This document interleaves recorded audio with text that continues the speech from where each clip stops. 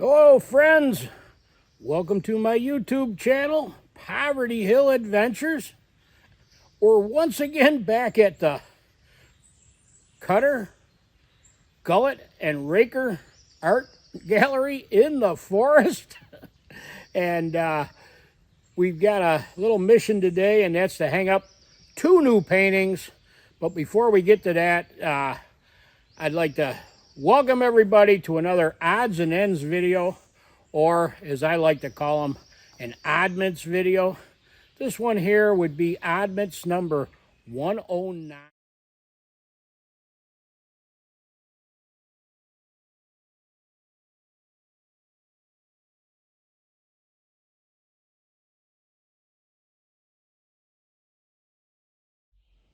This one here, I I don't know what I was thinking when I painted it, but I had fun painting it. It's a nighttime camp scene. Got a fellow that looks a little bit like me in front of a tent that looks a little bit like my tent. And just over the tent, if you look close, you can see a flying saucer. And then if you look a little further up in the sky, you'll see a constellation of stars in the form of Bigfoot. And then there's some mushrooms growing out of the handle of the saw.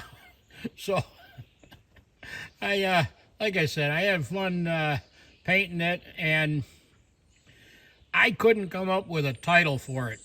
I was scratching my head, and my friend Mark is very creative and very good at coming up with titles for paintings and ideas for stuff.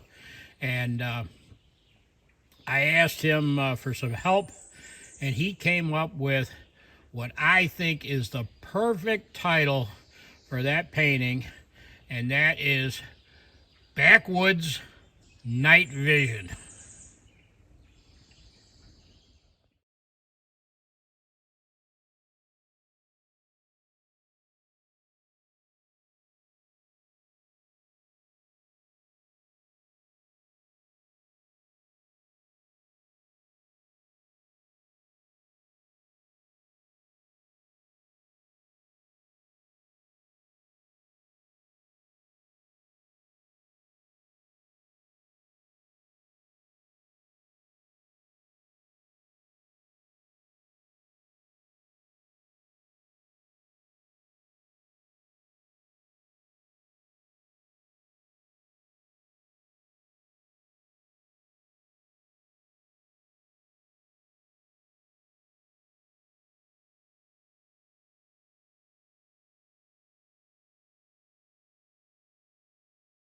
The other painting that we're putting up for display at the outdoor gallery in the forest today is a painting on a two-man cross-cut saw, and it is of a whimsical fish, roughly based on a northern pike, but certainly not a exact copy. And I titled this one "A Big Fish in a Small Pond." And the fish is certainly big. It's probably almost 4 foot long. I think the saw is about a 6 foot saw, and it has a shiner on a hook with a line going up to a angler, and that big fish in the small pond is thinking about maybe biting on that shiner. And then on the other end is a snag, an underwater snag with a bunch of fishing lures and hooks and bobbers in it from anglers who didn't know to not cast over by that jitterbug tree. So anyhow, it's a fun painting. I enjoyed doing this one quite a bit, and I wanted to share the two new additions to the gallery with everybody.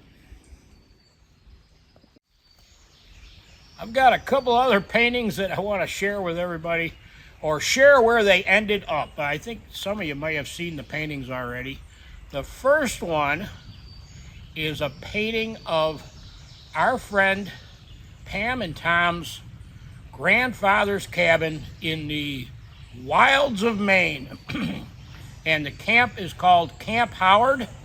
And I had gifted that saw to Pam and Tom, and they made it up to Camp Howard, and it is now hanging on the wall, the outside wall of the log cabin, and it couldn't please me more knowing that saw, one of my saws, actually is on display up in Maine at Camp Howard. Another saw that I'm super happy where it ended up is it's a painting of a quiver full of arrows, one of which has been broken and stuck back in the quiver, and it now hangs at the legendary Cabin 9 hunting camp, which is belongs to our friends Ken B. and his brother Jim B. and their family. And Jim sent me a picture of it. He's got hanging on the wall. As you can see, it's a really nice cabin. Got beautiful paneling in it, and I'm very happy that, again, one of my paintings actually ended up at Cabin 9, the legendary Cabin 9.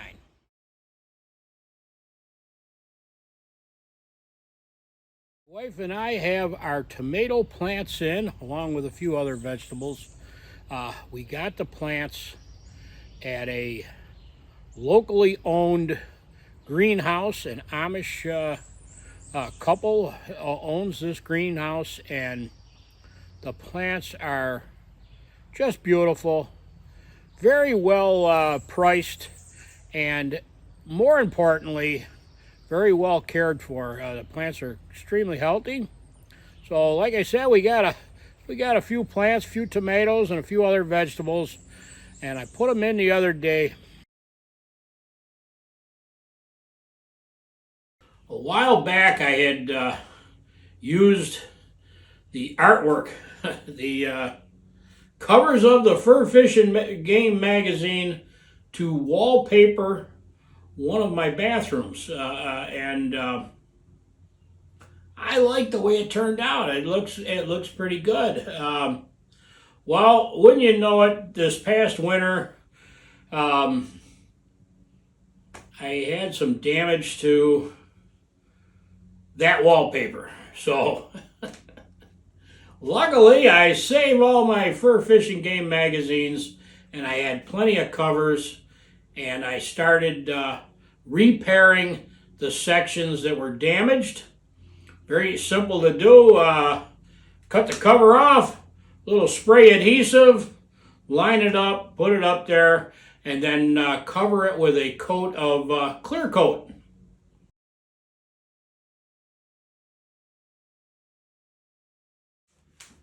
Some of you older fellas, my age, probably remember the Herders Company. It was a great big company, mail order catalog that supplied all sorts of outdoor gear. Well, I came across this. This is from Herders. It's the Professional Guides Manual, and it was written by George Leonard Herder himself, and it was written for the North Star Guide Association. And it's a little paperback, and I don't know how far back when it was printed, but it's pretty old.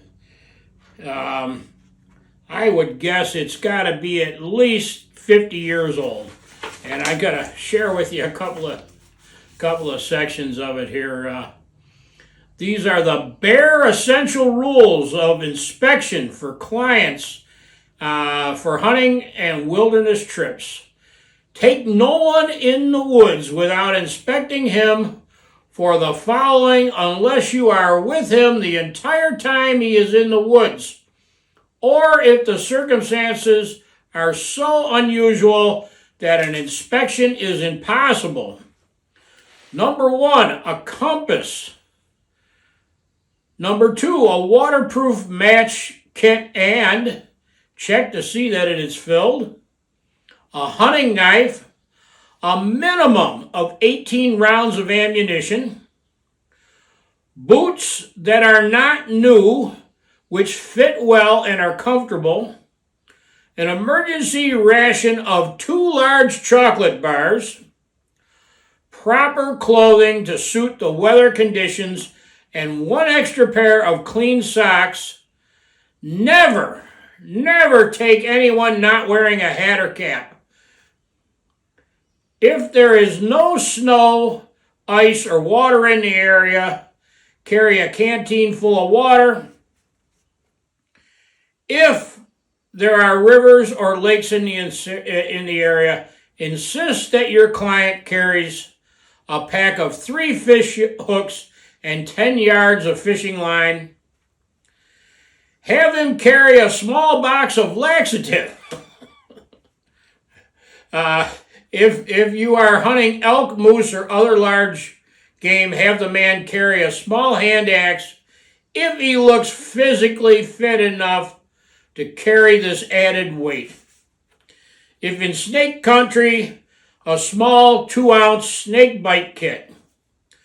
Make sure that he knows how to make a tourniquet with a belt, and he knows it must be loosened every 15 minutes to allow blood to circulate. If troublesome insects are in the area, such as mosquitoes, chiggers, black flies, deer flies, be sure he has insect repellent. Before starting out with a client, make it clear to him that if he should become separated from you, he is to start a smoking fire and stay put. Explain that if he wanders about and tries to find his own way out, it will be more difficult for you to locate him, the client.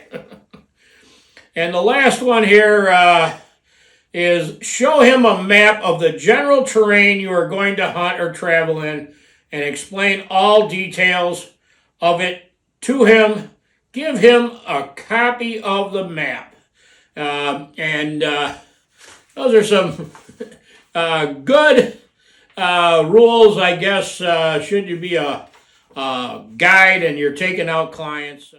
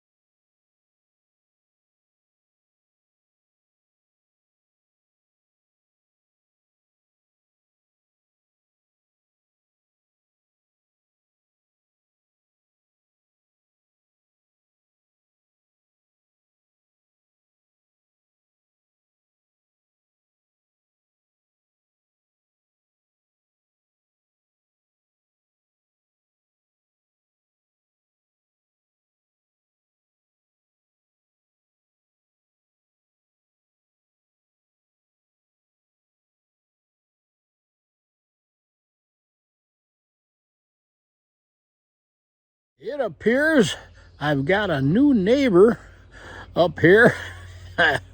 Check out the little fawn.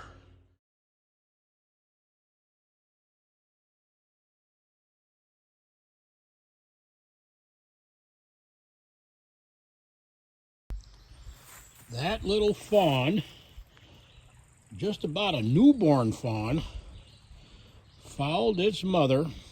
If you look close, you can actually even see the footprints here down this steep, very steep embankment. Didn't hesitate, just followed its mother down that